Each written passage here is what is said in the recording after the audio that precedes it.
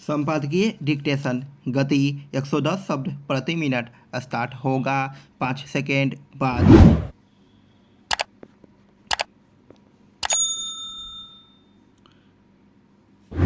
Start.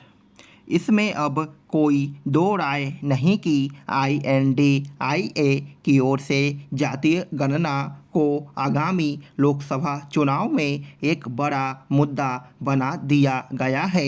Bihar के मुख्यमंत्री नीतीश कुमार को इसके लिए गठजोड़ के साथियों की ओर से वाहवाही मिल रही है।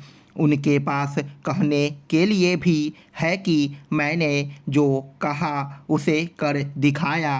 पहली नज़र में यह तर्क गले उतरता है कि जब आरक्षण का आधार जातियां हैं तो क्यों न यह देख लिया जाए कि कहाँ किस जाति की कितनी संख्या है और उनकी आर्थिक, सामाजिक एवं शैक्षणिक स्थिति कैसी है। जातीय गणना के पक्ष में सबसे प्रबल तर्क यही है। नीतीश सरकार ने जातीय गणना के आंकड़े तो जारी कर दिए, लेकिन अब यह देखना दिलचस्प होगा कि इनका इस्तेमाल वहाँ किस तरीके से होता है।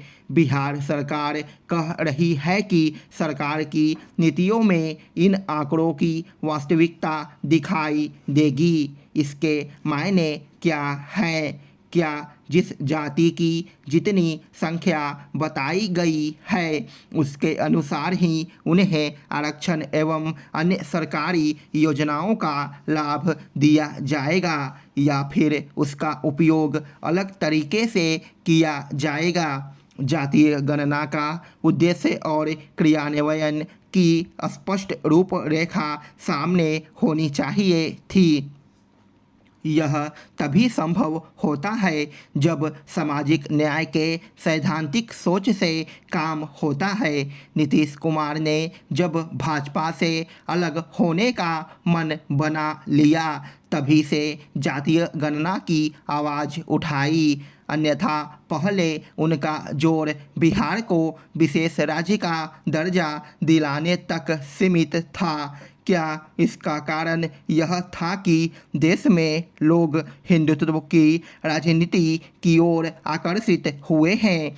चुनावी सर्वेक्षण प्रमाणित करते हैं कि जहां भी भाजपा का जनाधार है वहां कुछ एक स्थानों को छोड़ दे तो पिछड़ों, दलितों और आदिवासियों का सर्वाधिक मत उसके खाते में जाता है। उसके पास सबसे अधिक OBC सांसद हैं। यह विडंबना ही है कि सामाजिक न्याय और उसके एक पहलू आरक्षण को राजनीति का सबसे बड़ा हथियार बना लेने के कारण उसका वास्तविक उपयोग, परिणाम एवं समीक्षा की विवेकपूर्ण गुंजाइश न के बराबर रह गई है। इसका कारण यही है कि दलितों, पिछड़ों के नाम पर राजनीति करने वाले नेता और पार्टियां इसका उत्तर नहीं दे सकती कि उन्होंने अपने लंबे शासनकाल में क्या किया। मंडल आयोग की सिफारिशें लागू होने के बाद 1990 से लगातार लालू यादव और नीतीश कुमार बिहार की सत्ता में हैं। ये खुद को दलितों, पिछड़ों का मसीहा कहते हैं, मगर आखिर 33 वर्षों में बिहार की दुर्दशा का अंत क्यों नहीं हुआ? बिहार इतना पिछड़ा क्यों है? GST संग्रह में बिहार का स्थान नकारात्मक है। बिहार के अन्य मापदंडों जैसे प्रति व्यक्ति आय, रोजगार सृजन और निवेश आदि में भी बिहार फिसड्डी राज्यों में ही है, जबकि लंबे समय तक बिहार जैसी दशा का ही शिकार रहा। उत्तर प्रदेश अब बिहार की नई ऊंचाइयां छू रहा है। लालू यादव का शासनकाल कुशासन का उदाहरण था। नीतीश कुमार बड़ी उम्मीद लेकर आए और आरंभिक 5 वर्षों तक उन्होंने सुशासन दिया भी। राजनीतिक महत्वाकांक्षा के कारण वह उस दल के साथ गए जिस पर उन्होंने ही जंगराज का आरोप लगाया। तेजस्वी यादव के नेतृत्व में राजद बदली हुई पार्टी है तो दिखनी भी चाहिए। बिहार के सामाजिक आर्थिक सांस्कृतिक उन्नयन की दृष्टि से आशा जगाने वाले कदम उठते हुए दिखे तो विश्वास हो कि वाकई ऐसा है। जाति गणना के आंकड़ों के अनुसार जिन जातियों परिवारों को आरक्षण का लाभ ज़्यादा मिला है उन्हें अलग करके जो वंचित है उन तक लाभ पहुंचाने की नीति बने तो माना जाएगा कि जाति गणना का उद्देश्य विवेकपूर्ण है। समस्या यह है कि आंकड़ों में कई जातियों की संख्या पर प्रश्न उठ रहे हैं। जाति गणना के आंकड़ों के अनुसार 14.27% यादव एवं 17% से ज़्यादा मुसलमान लालू और तेजस्वी के MY यानी मुस्लिम यादव समीकरण की दृष्टि से सत्ता एक पहुंचाने के लिए पर्याप्त है। नीतीश की कुर्मी जाति 3% से भी कम है। जातीय समीकरणों के अनुसार बिहार में लंबे समय तक लालू परिवार के नेतृत्व में ही राज्य की सत्ता रहनी चाहिए। अगड़ी जातियों में ब्राह्मणों, भूमिहारों और राजपूतों की संख्या इतनी कम है कि जातीय समीकरणों की राजनीति में उनकी हैसियत ही नहीं रहेगी। जाति गणना के बाद बिहार के साथ देश में भी हलचल है। यदि एक वर्ग जाति गणना रिपोर्ट को सामाजिक स्थिति की सच्चाई नहीं मानेगा तो उसकी विश्वसनीयता क्या रहेगी, उसका राजनीति पर भी असर होगा ही।